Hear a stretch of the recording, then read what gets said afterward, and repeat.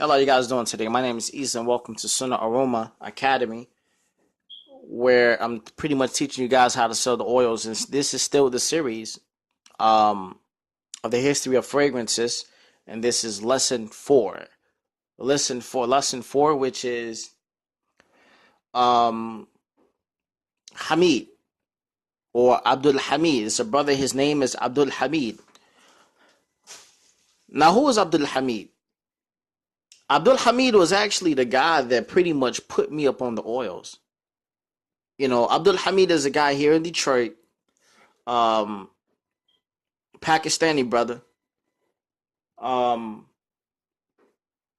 I was even told that he went to school to be a chemist. I was even told that he's a chemist. Allah knows best.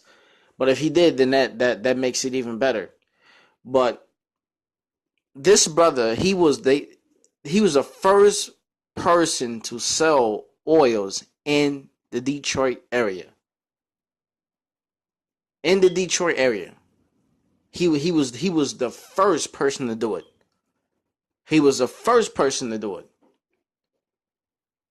And there's another brother who was the first person to sell incense here in Detroit. This was back in the 60s. But I don't have too much information on him. But Hamid was the first person to sell the oils here in Detroit. Now, let me tell you something about this brother, Abdul Hamid. One day, Abdul Hamid, this is what he did. He came, he sat me down one day. He's one of my first wholesalers. He sat me down one day and he pretty much was pulling my coattail. And he was kicking some game to me about the oils. He said, listen, he said, have a seat, brother. He said, back in the day, there was only 10 fragrances. Because he'd been doing this ever since the 70s. And when he was located downtown, he said there was only 10 fragrances. Only 10.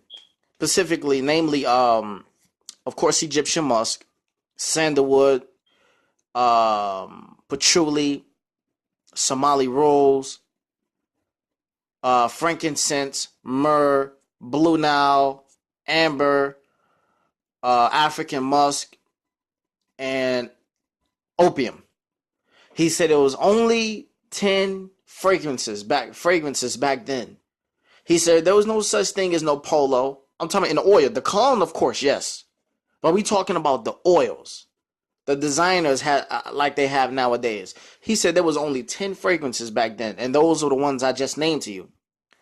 He said when people came in, when people saw him downtown, they came into a shop, they didn't know what it was until he started introducing the fragrance to them. And so what happened was he would give them, he would sell it to people. And of course, Muslims, it's a history of Muslims being here in Detroit. People who left the Nation of Islam and came to real Islam. So what happened was, because the Muslim communities, we stick together and we know each other. So what happened was they found out about this brother. And we Muslims is from our religion that we supposed to smell good. And so a couple brothers went down there and, they would buy oils from him. And so they would go to the mosque and then walk around and stuff like that. And they would be like, man, what is that you're wearing? Oh, this brother downtown, at the Halal bookstore, Abdul Hamid. Yeah, he got the oils. And so all the Muslim brothers got introduced to the oils first. The specifically African Americans, they got introduced to the oils first. And so from then, they will walk around. The Muslims was known. There was a reputation for walking around smelling good so much. It was like part of a Muslim's what they call it, their character. They're part of their character, smelling good. And so what happened was, some non-Muslims, they used to always, these Muslims used to always smell good, and they say, actually, like, wow, what is it you're wearing? Oh, this is blue Nile. Oh, this is amber. Oh, this is sandalwood. This is patchouli. White people, they would say, oh, that's nice smell. What is that? That's patchouli. White customers, it wouldn't even be amazed to me that white customers, they became familiar with patchouli oil from the Muslims. I wouldn't even be surprised by that.